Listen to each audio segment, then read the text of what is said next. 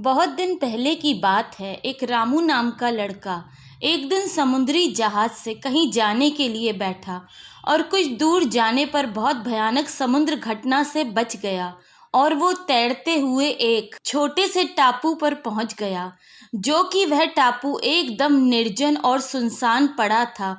और वो सुनसान टापू को देख बहुत रोया।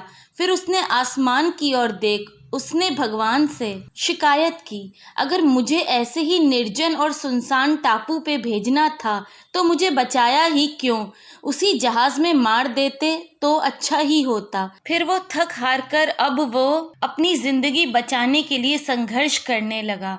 उसने जैसे तैसे अपने रहने के लिए वहाँ ही सूखे घास से अपने लिए एक घास की झोपड़ी बनाई और उस झोपड़ी में खुशी खुशी रहने लगा। और वो हर दिन ईश्वर से प्रार्थना करता कि उसे यहाँ सुनसान टापू से बचा लें और घर पहुँचा दें। फिर एक सुबह वो अपने लिए जंगल में खाना ढूंढने गया। फिर जब वापस लौटा तो उसने देखा कि उसकी झोपड़ी आग से पूरी नष्ट हो चुकी थी।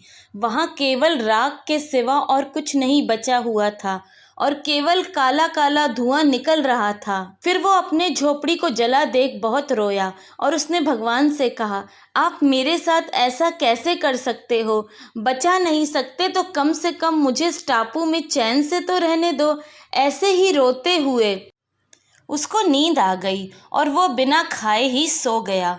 उसके अगले दिन ही एक जहाज की आवाज़ से वो जागा। उसको बचाने के लिए कोई जहाज वहाँ आया था।